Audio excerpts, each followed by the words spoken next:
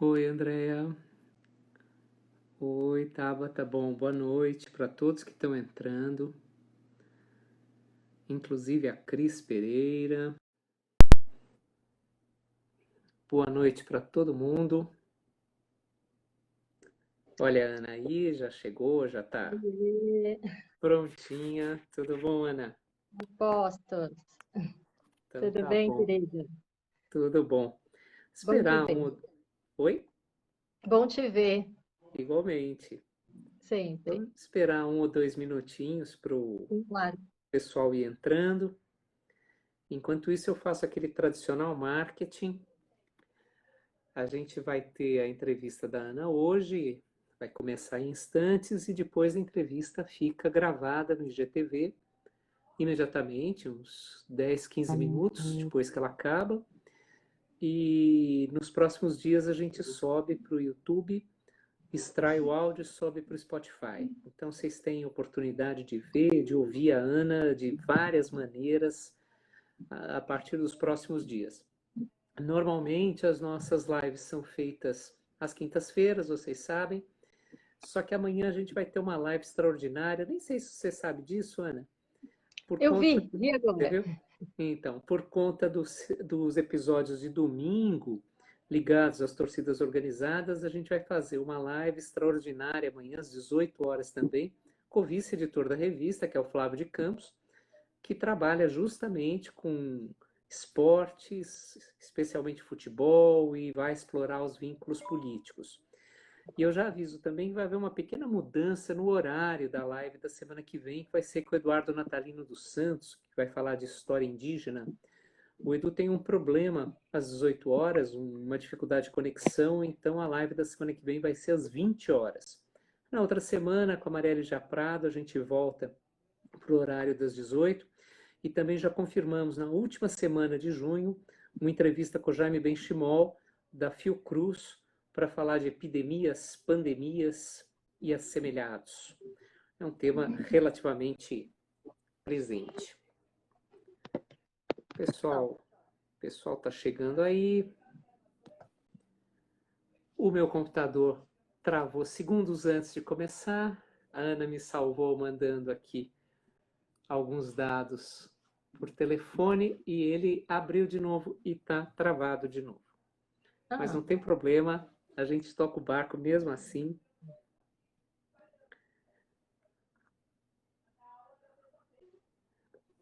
Bom, já temos 33 espectadores. Entre. Ah, não, aqui eu tô abrindo coisas erradas. várias pessoas conhecidas. Sim, sim. Depois eu vou te passar uma menina que chama-se Patrícia Freitas. A Mariana Massafera, por exemplo, ela não perde uma das lives. A Ah, Patrícia Paty Freitas. Freitas, conheço bem ela. Então, Saudades da Paty. olha, ela pediu desculpas porque não pode assistir hoje, disse que vai ver depois e pediu para eu te mandar um beijo, que você seria orientadora dela se ela tivesse ficado no Brasil. Ai, um beijo de volta. Entrarei em contato. Legal. O pessoal vai entrando aí aos poucos, vai todo mundo, vai todo mundo chegando. Já já, daqui a 1 minutinho, 6:05, com atraso pontual de 5 minutos, a gente a gente começa essa conversa. Marcelo Cândido, colega de área. Ah, A área de medieval está quase em peso aqui, tá? A Cris, está o Marcelo. legal. O Flávio não reparei se entrou, mas ele vem amanhã. A Ana é entrevistada. É, bem representada medieval na revista, hein? Perfeito, perfeito. E preparando, porque daqui a uns meses sai o dossiê Medieval Global na revista. Daí o Marcelo, que está aí nos assistindo, vai mudar de posição para falar um pouquinho sobre a proposta do dossiê, que inclusive conta. Ah, vai ter com o Marcelo, sim, não tenha dúvida. E A Cibele também é nossa espectadora frequente. Eu acho que ela fez o curso antes de você entrar no departamento, Ana, mas foi uma aluna excelente, também não perde uma. Bom, 6:05, a gente pode começar a nossa conversa. E hoje é a quinta live da Revista de História, o que significa que nós entramos no segundo mês, né? O que começou quase como uma brincadeira entre o Chico e mim, vamos fazer um bate-papo, a coisa continuou, a coisa deu certo, foi andando, né? Depois, depois do Chico tivemos o Rafael Marquese, tivemos a Cris Pereira, que hoje está nos assistindo, tivemos o Nelson Chapochnik, que deve entrar daqui a pouco, se é que já não entrou. Está entrando, olha ele aí, exatamente agora. Obrigado, Nelson, tivemos o Nelson Chapochnik e hoje a gente tem o prazer imenso de receber na Revista de História, nas lives da Revista de História, Ana Paula Tavares Magalhães. A Ana é professora do Departamento de História da USP, ligado, obviamente, à FEFELESH, e é professora de História Medieval. Ela tem trabalhos relativos à Ordem Franciscana. Eu não entendo nada da história medieval, como algumas pessoas sabem, mas eu tive o prazer imenso de ler a livre-docência da Ana, que é maravilhosa. Um artigo derivado dela, inclusive, sairá nos próximos meses na Revista de História. E a Ana trabalha também com história do pensamento na Idade Média. Ela atualmente é assessora do gabinete da Pró-Reitoria de Pesquisa, onde integra o Comitê de Boas Práticas Científicas.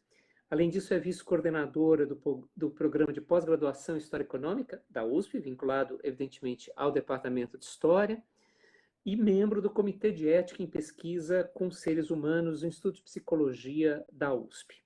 É justamente esse conjunto de vínculos do trabalho da Ana Paula com questões éticas relacionadas à pesquisa que justifica o tema da nossa conversa de hoje, porque é óbvio que um outro dia ela vai voltar aqui para falar de Idade Média.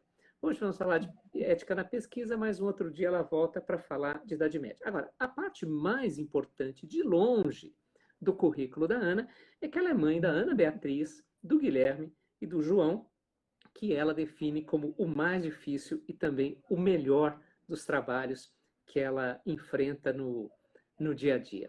E é isso mesmo, né? Esse é o trabalho decisivo e, olha, o Jocelyn entrando, né? Jocelyn, todas as semanas ele vem assistir, todas as semanas eu repito que se a revista está em pé ininterruptamente há mais de 20 anos, quer dizer, a revista tem 70, mas há 20 anos, há mais de 20 anos que o Jocelyn está por lá, é por causa dele, né? Se não fosse o Jocelyn, a revista não funcionaria na maneira tranquila, linear, como ela funciona.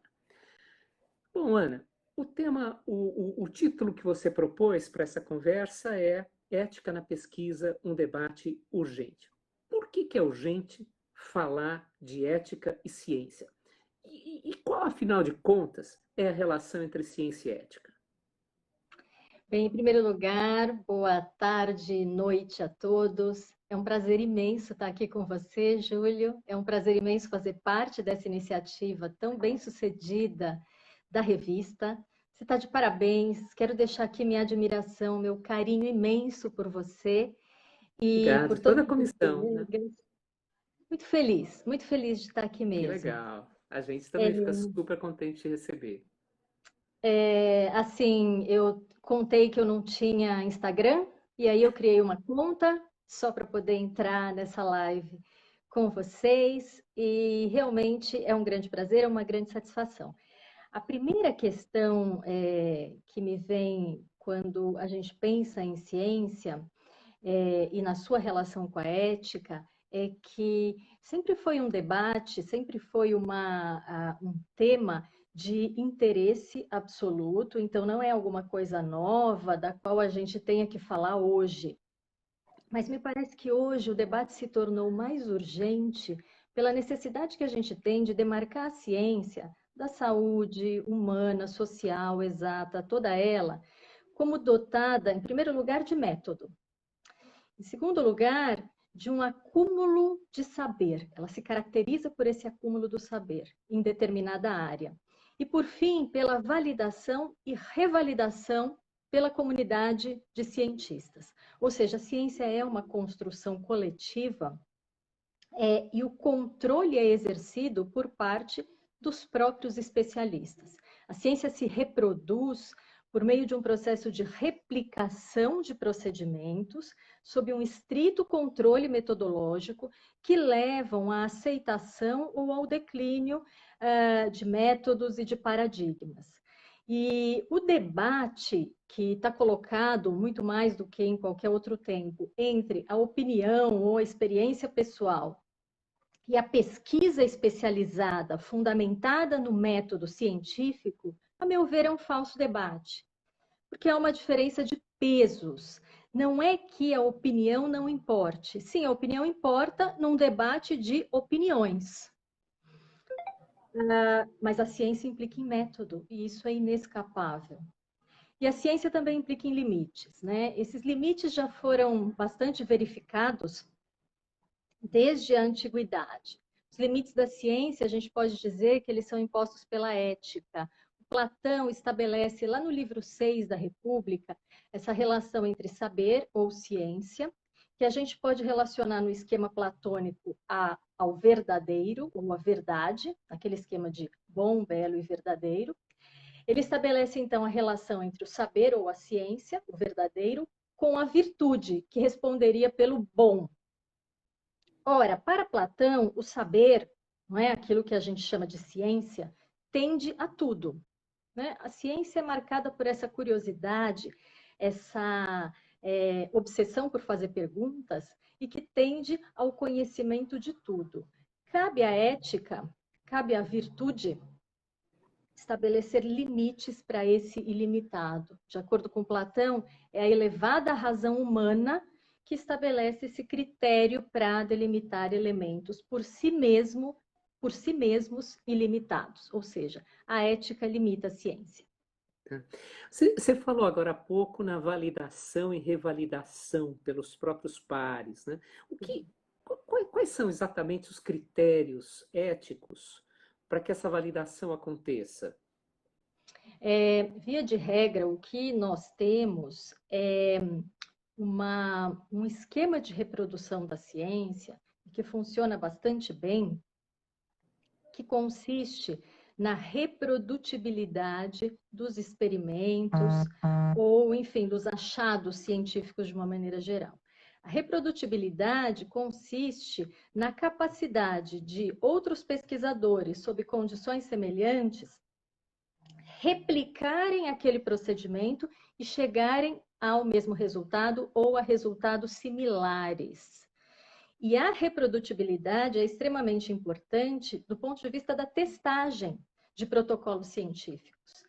O procedimento não pode se tornar um protocolo na medida em que ele não é convalidado pelos pares. E é nisso que consiste, então, essa espécie de progresso da ciência que se dá por intermédio de validação e revalidação, que pode eventualmente levar à derrubada ou à afirmação de paradigmas, de procedimentos. Tá. Eu lembro que na abertura, na Semana de Calouros que nós tivemos esse ano, assim como na Semana de Calouros do ano passado, né? Você deu uma palestra maravilhosa para os calouros, os bons tempos em que a gente podia frequentar o prédio e encontrar os alunos pessoalmente, e nos encontrarmos pessoalmente e não à distância. Você comentou naquela palestra o que soa como uma espécie de ambiguidade, né? De um lado, é lógico que a relação entre ética e ciência é um tema antiquíssimo. Você acabou de remeter à discussão platônica para pensar o conhecimento e a maneira como o conhecimento se associa, se combina com procedimentos éticos. Agora, apesar de ser tão antigo, ele só entrou na pauta de verdade meio recentemente, né? O que explica, primeiro, essa demora em nós abordarmos a questão da ética e depois, por que hoje ele é tão essencial? Porque hoje, quando você preenche um questionário lá, ou você dá um parecer para um projeto, você tem que dizer se ele respeita os padrões éticos, patati patatá, né? Por que demorou tanto para entrar e por que hoje ele é tão central, Ana? Júlio, obrigada pela questão. Ela é uma questão essencial e diz respeito, inclusive, ao trabalho que eu faço lá no Comitê de Ética em Pesquisa com seres humanos do Instituto de Psicologia. E lá nós recebemos trabalhos justamente para dar parecer, não de mérito do projeto, mas a respeito da implicação ética, da aplicação daquela pesquisa. São pesquisas com seres humanos, eu vou falar um pouco rapidamente dessas pesquisas com seres humanos, mas isso também se estende para as pesquisas que nós fazemos com documentação, com patrimônio e assim por diante. Em primeiro lugar, uma coisa que é importante para nós hoje, e que é uma discussão candente, justamente com a multiplicação dos comitês de ética em pesquisa, é a questão do risco versus o benefício. Um risco de dano que se coloque para um paciente ou um participante de uma pesquisa, ou a uma comunidade de participantes, ou a um documento escrito, ou a um patrimônio, ou ao meio ambiente, esse risco ele nunca deve superar o eventual benefício. Existe essa relação de equilíbrio, é um equilíbrio sensível que hoje passa pelo crivo da comunidade científica, ou seja, existe um controle dos princípios éticos por meio dos comitês de ética em pesquisa. Tem um exemplo clássico, né, só para ilustrar como é que os riscos e os benefícios precisam se contrabalançar, é o exemplo do Pasteur, que em 1885 estava trabalhando no desenvolvimento de uma vacina antirrábica e ele tinha dados, mas dados inconclusivos nos testes que ele fazia com ovelhas. Enfim, testes com animais, dados inconclusivos ainda. E um certo dia chegou uma mulher com o seu filho, uma camponesa, dizendo que o menino tinha sido mordido por um cachorro e precisava da vacina antirrábica. O Pasteur inoculou a vacina no menino e deu tudo certo, o menino não desenvolveu a doença, mas aí fica a pergunta, né? Quais são os elementos que a gente pode retirar desta história? O primeiro elemento é que o cão não estava presente, ele não é de conhecimento de ninguém, então ninguém sabe se aquele cão que teria mordido o garoto tinha ou não a hidrofobia, né? Primeiro lugar. Segundo lugar, não se sabe se, tendo a hidrofobia, ela teria sido transmitida ou não para o garoto por meio da mordida. Então, é um segundo aspecto a ser considerado. Terceiro, os resultados eram inconclusivos do teste com a vacina. E ainda assim ele aplicou, ou seja, ele assumiu um risco superior ao benefício na medida em que aquele paciente, aquele garoto não apresentava sintomas de raiva.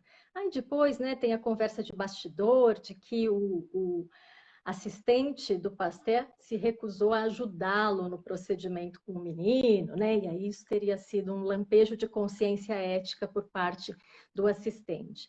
Uma outra questão importante é a questão do esclarecimento e do consentimento dos participantes. Então, alguém que está participando de uma pesquisa não pode estar participando de uma pesquisa sem saber disso. Por mais que ele esteja internado em um hospital e passando por procedimentos regulares. Ele precisa autorizar e ele precisa saber de todos os elementos, todos os passos, desde os procedimentos que vão ser realizados até os objetivos da pesquisa, como é que aqueles dados produzidos pela pesquisa vão ser armazenados, e ele precisa de garantias.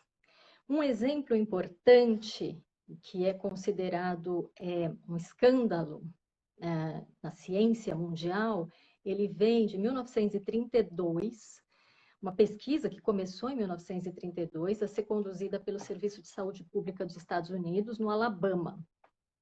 Essa pesquisa ficou conhecida como Estudo Tuskegee de sífilis não tratada no homem negro. Foi um estudo desenvolvido ao longo de 40 anos, ou seja, o estudo terminou em 1972, com homens de uma comunidade negra, e um medicamento era testado em um grupo e o outro grupo recebia o placebo. A primeira questão é que não houve nenhum tipo de esclarecimento da população em relação a que haveria dois grupos. Em segundo lugar, não houve a possibilidade do acesso à medicação por parte do grupo que recebia o placebo, ou seja, quando termina a pesquisa, se o resultado é favorável, aquela população vai ter acesso ao medicamento. Enfim, no final das contas, o medicamento realmente ele não era tão efetivo. Mas o mais grave é que a pesquisa teve continuidade ainda por cerca de 30 anos após a comprovação da eficácia da penicilina no tratamento da sífilis, que Rapaz, aconteceu na década de 1940. Sim, incrível. Então, este é um exemplo, né, de tudo que está errado em termos de esclarecimento e consentimento. De fato, existe toda uma ancestralidade, o Platão já havia notado, né, dessa relação entre ética e ciência. Por que que isso é tão recente?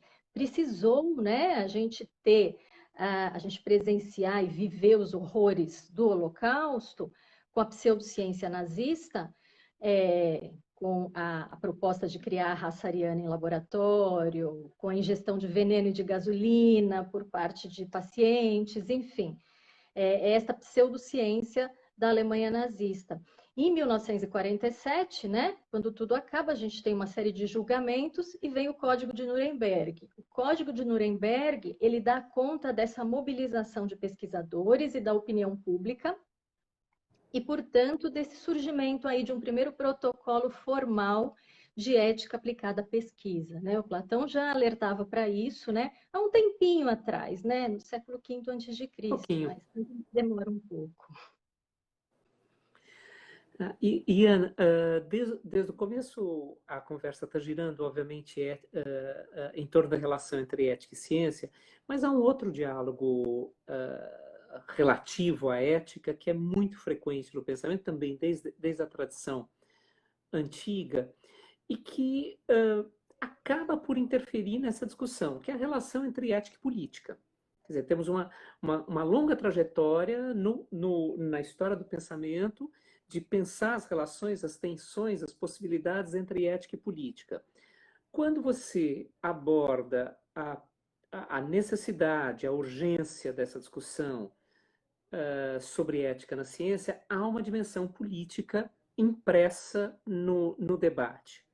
Como que esse vínculo acontece? Ética e política, como a relação ética e política entra nesse debate sobre a ética científica? Júlio, essa é uma questão fundamental, né, dos nossos dias também, mas eu acho que deve ser uma questão fundamental sempre, porque a gente nunca deve se esquecer de coisas fundamentais, né, de questões de princípio, e é por isso que eu gosto de abordar isso. Acho que hoje, né, é essencial.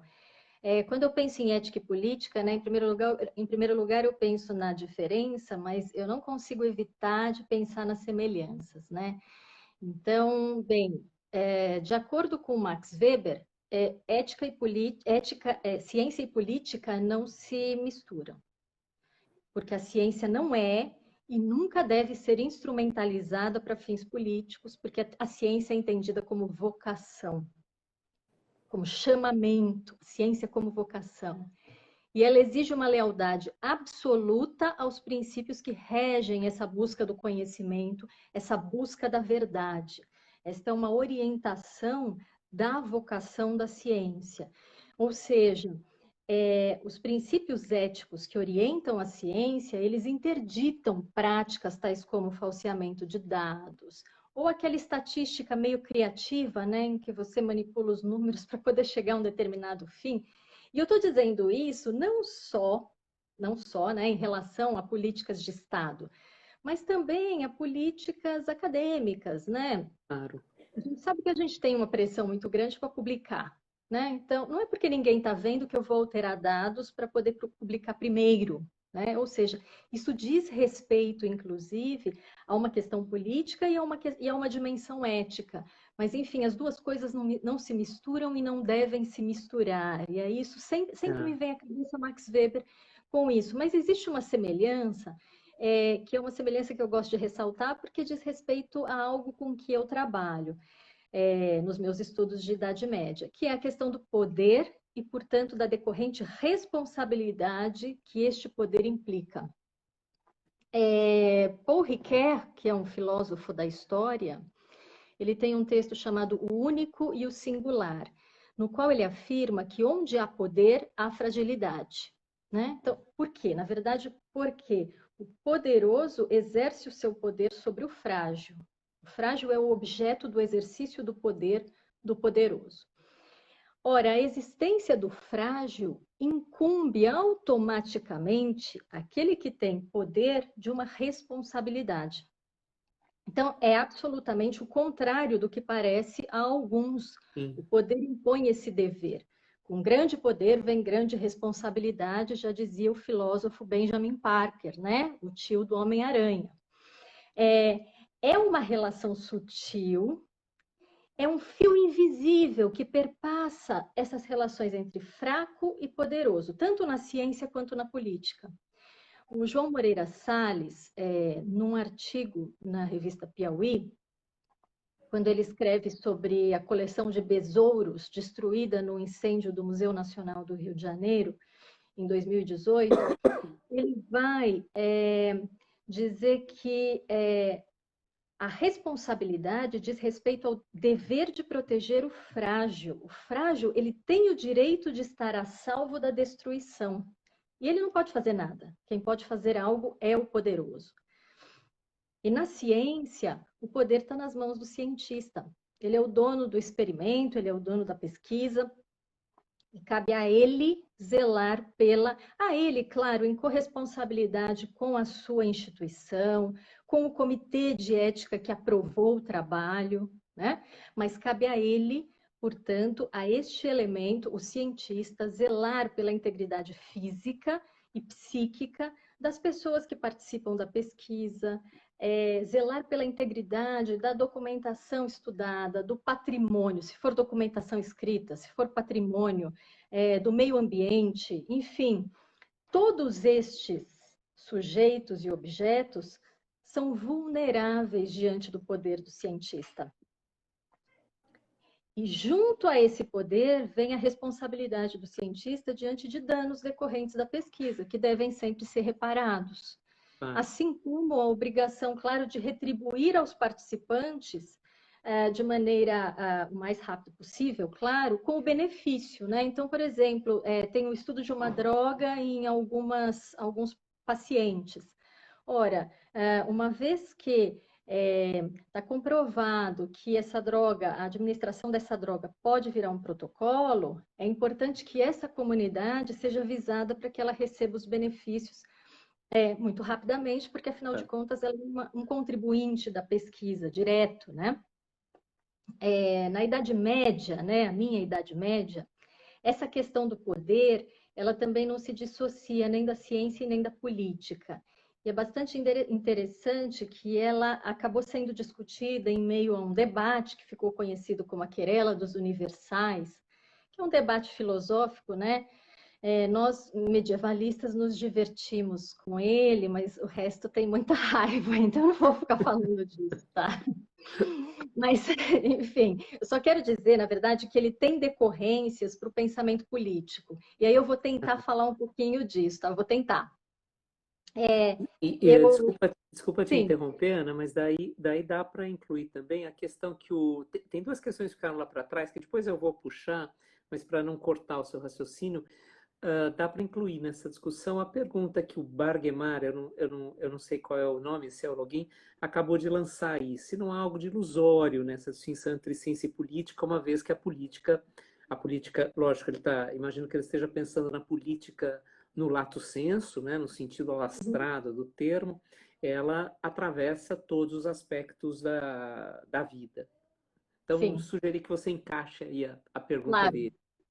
A política atravessa todos os aspectos da vida e eu concordo com isso, porque o centro, o núcleo da política é a ação.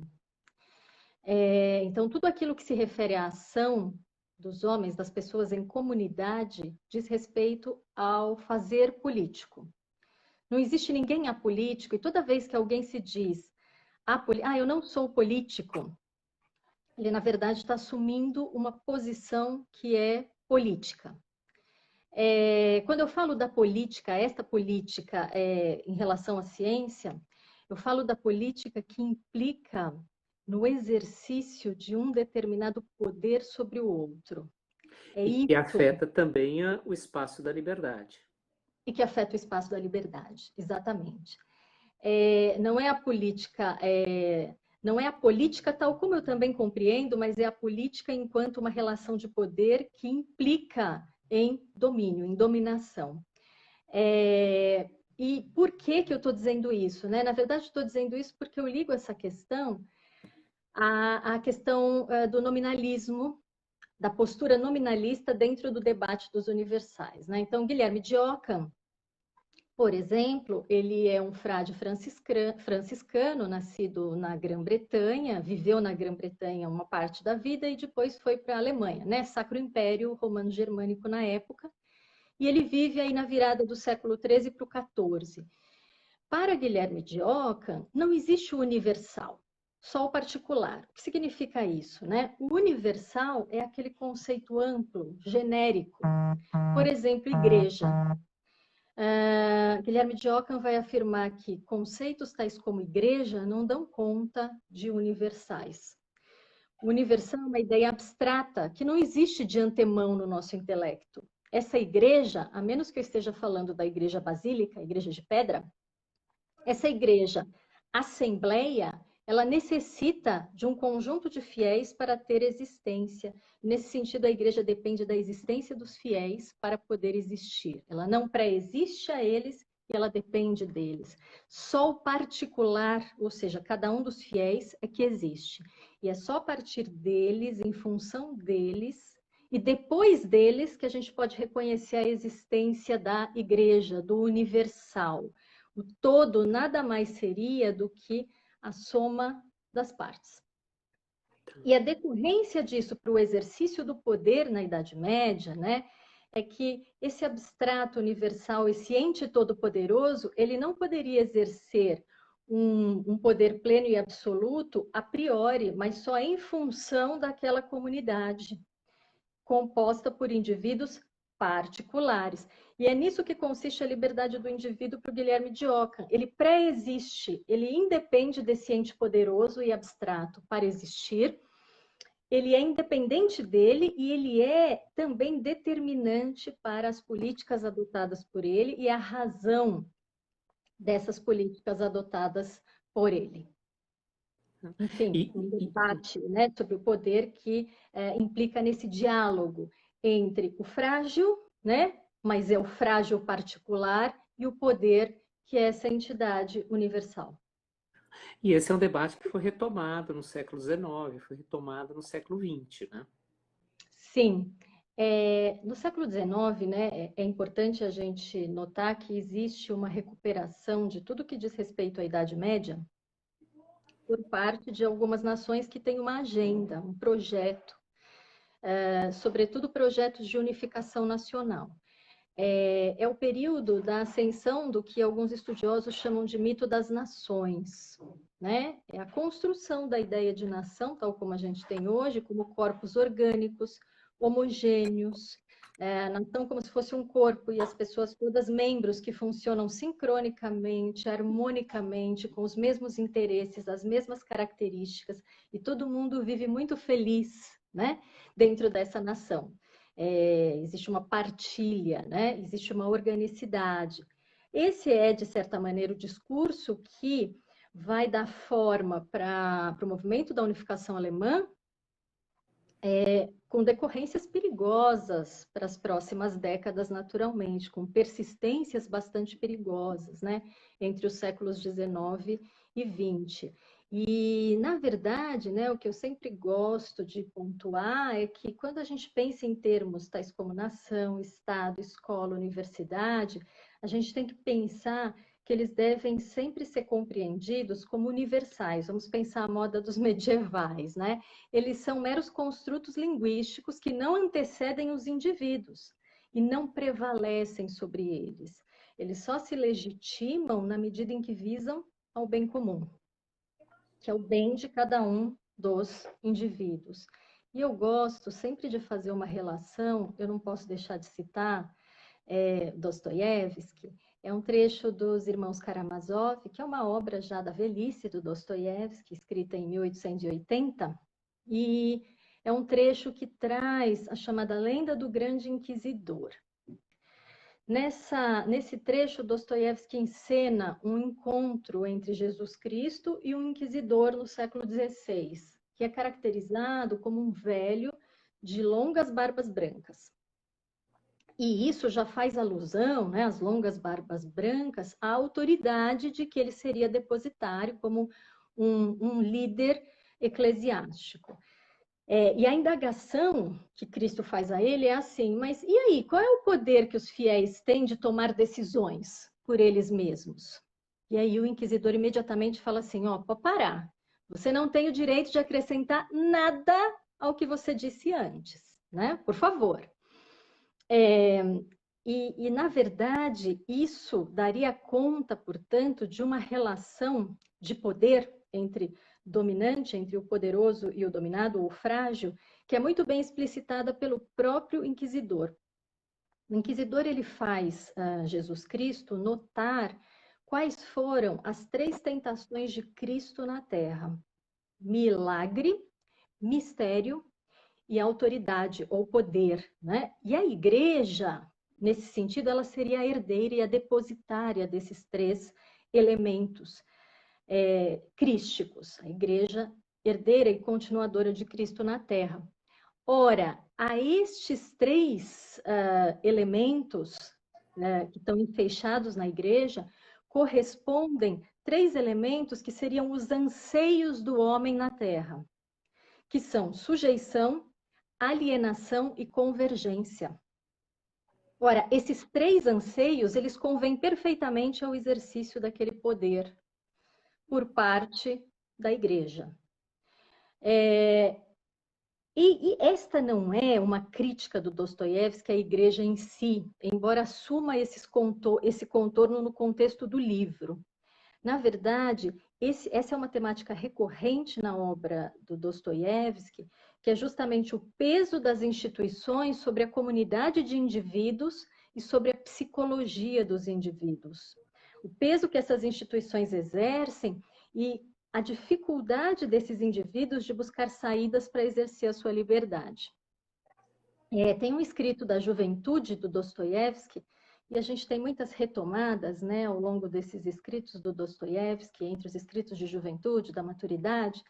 Esse escrito de juventude se chama A Senhoria, e ele é um conto, né, um escrito mais curto, foi publicado em 1847, e ele descreve a ligação de uma jovem mulher com um ancião, né? Eles coabitam, são casados, e ele vai descrevendo como, num primeiro momento, existe uma preponderância física do ancião sobre a mulher e depois, com o passar do tempo, uma preponderância moral.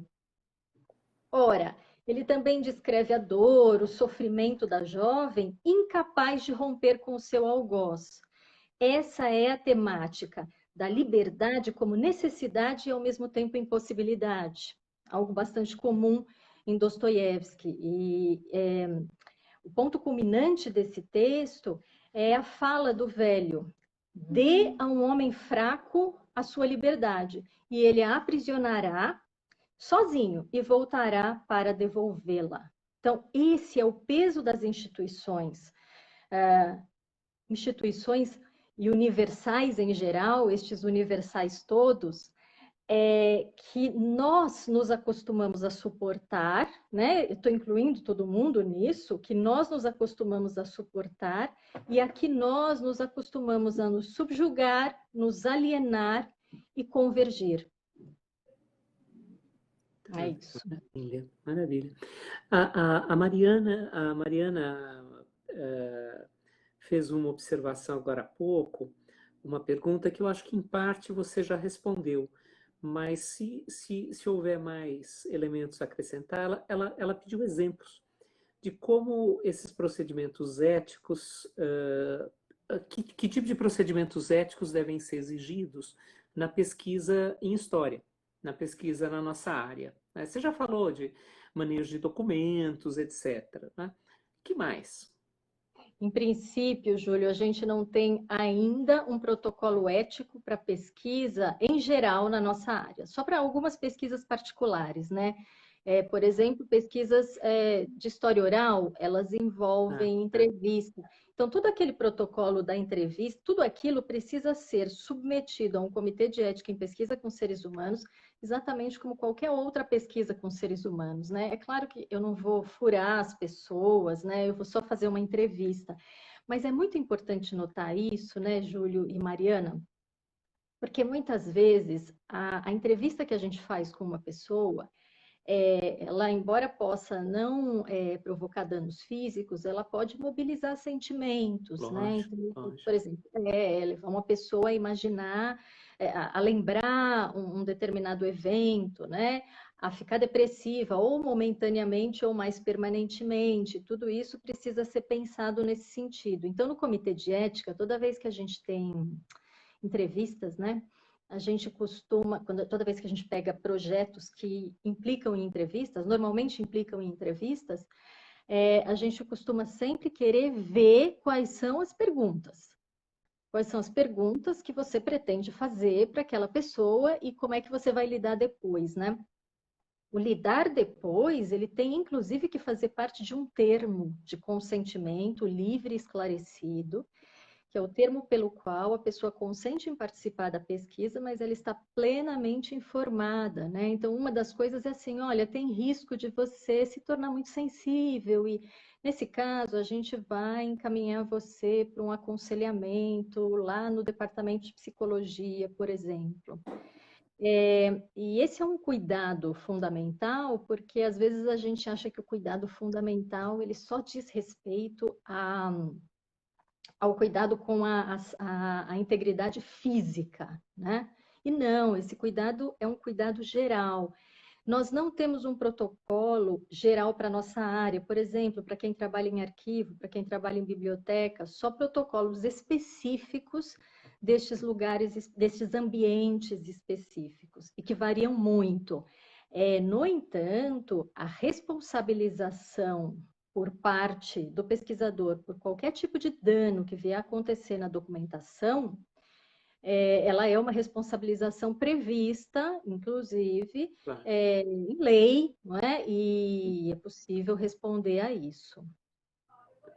E aquelas práticas desaconselháveis, né? Alterar dados, inventar informações, né? Aquelas coisas que acontecem de vez em quando. De vez em quando a gente pega uma ou outra, né? Existem três elementos fundamentais da má conduta. O oposto de boas práticas é a má conduta, né, científica. A gente tem três elementos fundamentais. Um deles é a fraude, que consiste justamente em inventar coisas, né? Você vai escrever um artigo, você inventa que fez um procedimento. Não fiz, mas e daí, né? Inventar coisas é o primeiro. O segundo, ele seria aquilo de falsificação, fraude, falsificação. Ou seja, eu tenho um dado aqui, mas vamos alterar um pouquinho esse dado, fazer uma estatística criativa, né? Para a gente tornar mais interessante para o resultado ser aquele que eu quero, né? Ou que alguém quer. É isso que também denuncia a promiscuidade da ciência a serviço de um determinado poder operante e dominante, tá? Para parar de falar política, né? Estava falando a política em termos de Weber, mas não, para eu parar de falar política, para eu falar em política em termos de Hannah Arendt, que eu gosto mais. E o outro elemento é o plágio. O plágio, claro, né? Todo mundo sabe o que é o plágio, mas a gente tem uma série de níveis diferentes de plágio, né? Não significa só, pura e simplesmente, copiar do começo ao fim. Plágio detecta uma série de similaridades, né? Existe plágio de ideias, tem toda uma discussão em relação ao autoplágio. A questão da autoria é muito complicada também, porque, por exemplo, quando você tem... toda vez que você tem que você tem que declarar que você é autor de um paper, de um artigo, de um livro, você assume toda a responsabilidade por aquilo que está escrito, não é? E pela revisão e pela metodologia que foi empregada e tudo mais.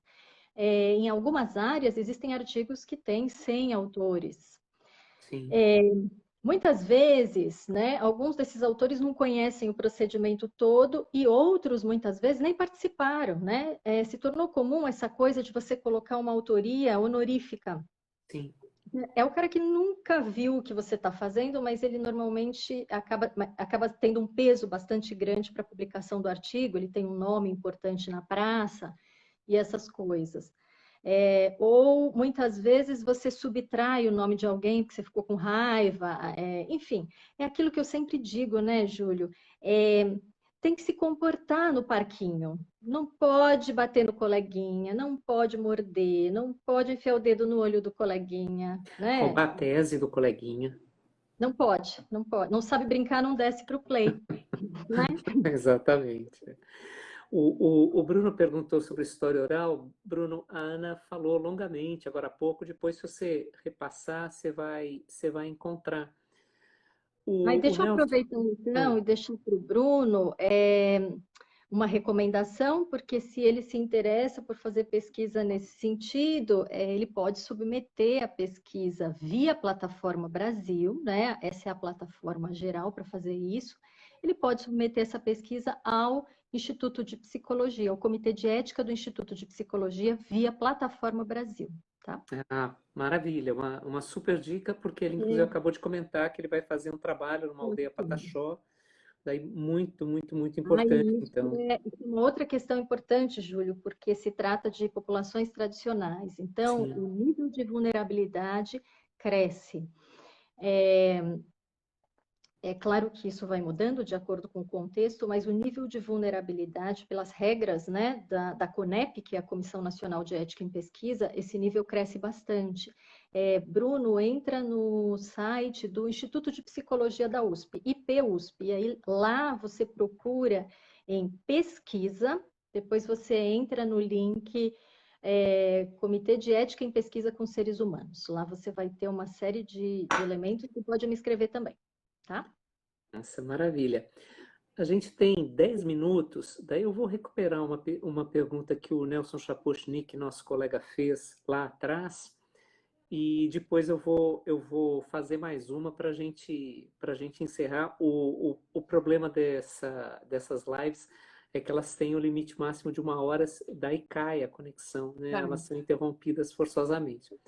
O Nelson Chapochnik perguntou lá atrás, quando você falava de certos procedimentos éticos, etc., ele perguntou sobre as biografias não autorizadas, que foi um debate terrível de uns anos atrás, processo judicial, livros destruídos, acordos de editoras com a justiça ou com as pessoas que processavam, né? O caso famoso da biografia do Roberto Carlos, o processo das filhas do Garrincha contra o Rui Castro, né? Sim.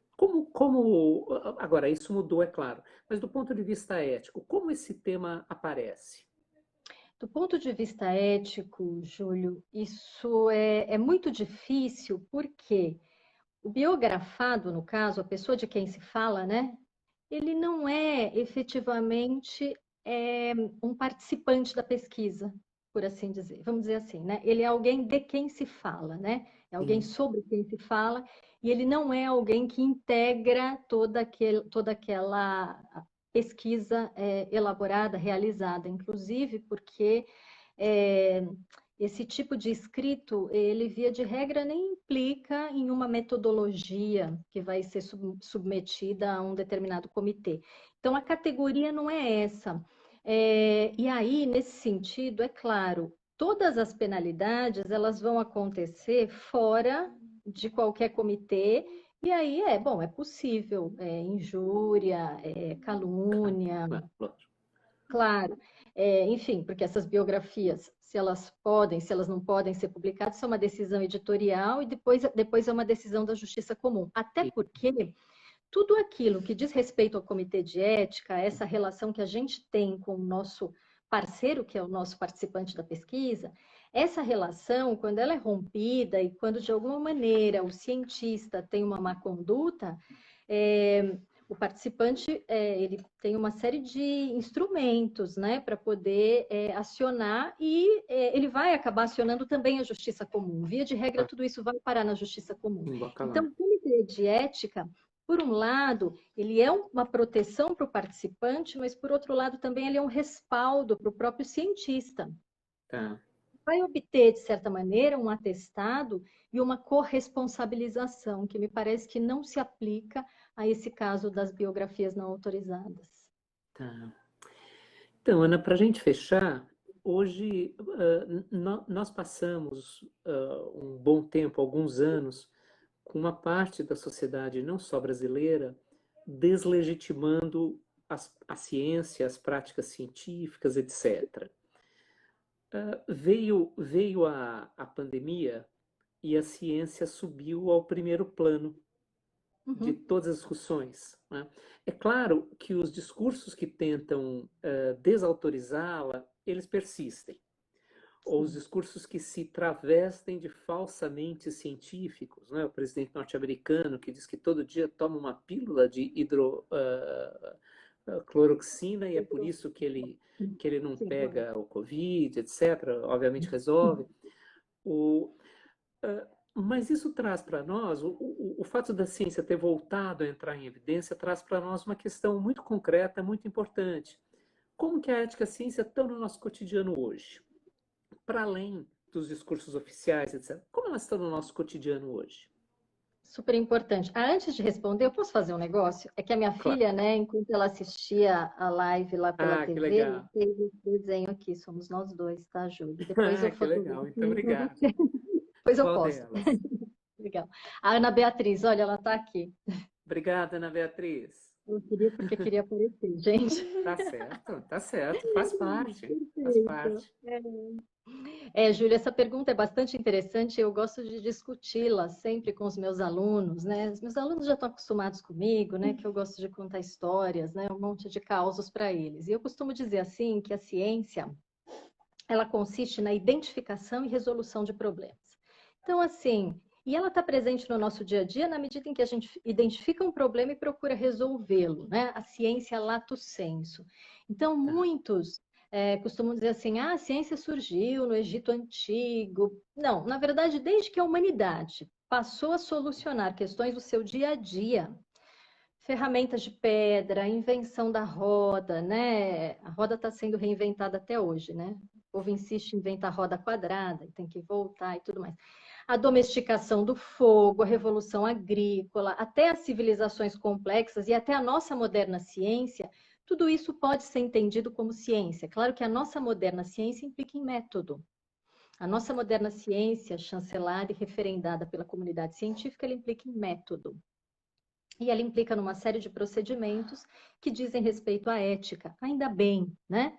Mas a questão da definição da ciência, ela pode ser vista como racionalização de situações e eventos para a solução de problemas. Né? Eu preciso solucionar um problema, eu racionalizo e soluciono. Quais são os limites para isso? Olha, um grande limite é a ética, né? A ética diz respeito à forma como nós nos conduzimos na vida de uma maneira geral, né? Então, em primeiro lugar, como nós, da comunidade acadêmica, né, nos relacionamos, por exemplo, com o nosso objeto de estudo e com a metodologia empregada, né? Porque nem sempre alguém está vendo, como eu disse. Claro. Como nós nos relacionamos com os colegas da comunidade científica, a lisura, a honestidade acadêmica, né, de não falsear dados, né? E por fim, como nós nos relacionamos com a nossa própria biografia.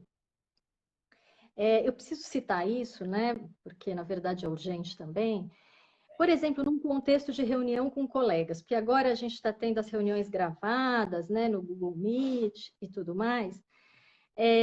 E aí eu costumo dizer assim, gente, não importa se a reunião é aberta, é fechada, se vai ser gravada, publicada, se vai ser passada de trás para frente para ver se aparece o capeta, se vai virar peça de inquérito, não importa, né? Na verdade, o princípio ético pelo qual eu me conduzo deve ser sempre o mesmo.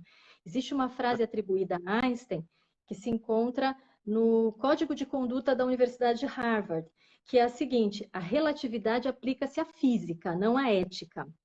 É claro que não há santidade, né? Defeitos todos temos, só a bailarina que não tem, né? Na poesia linda do Chico Buarque. Mas porque, sendo idealização, ela perde a sua condição humana quando está no palco se apresentando. Claro. Só por isso. A nós humanos, né, que não somos a bailarina no palco, cabe sempre a retratação e sempre, todas as vezes que nós erramos, né? E ultimamente eu tenho presenciado uma forma muito curiosa de pedir desculpas, né? As pessoas pedem desculpas na condicional. É assim, se alguém se sentiu ofendido, me desculpe. Ou então distorcendo o próprio texto para desculpar-se, no sentido, Opa, probleminha de um probleminha de conexão que eu não sei. Oi, deu uma travada, né? Mas já só voltei. concluindo. A gente não transfere a culpa para o ofendido, né? Por Claro. ter sido ofendido, né? Não dá para transferir a responsabilidade pela ofensa ao ofendido. Foi você que ofendeu, enfim. O pedido de desculpas, uma fórmula de pedido de desculpas seria: desculpe-me porque eu o ofendi, porque eu a ofendi. Isso tudo é parte do nosso mundo aí Claro. civilizado, da ética. E, na verdade, né, a retratação, é na retratação que a gente conhece as pessoas, né? Eu não estou falando de humildade, mas estou falando de coragem, ou estou falando das duas coisas, né?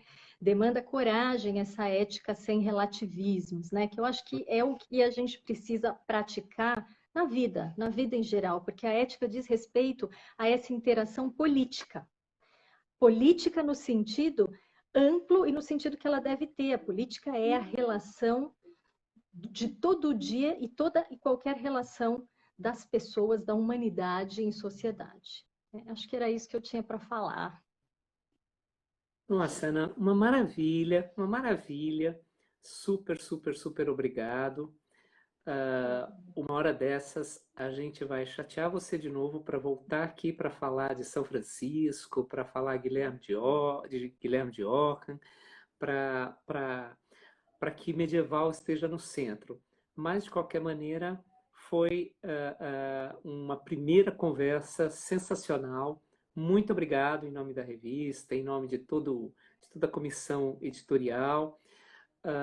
Foram muitos, né? Se você depois percorrer no vídeo as manifestações de quem comentou, de quem assistiu, até a Patrícia Freitas tinha dito que não viria, veio e falou, a Cris aí.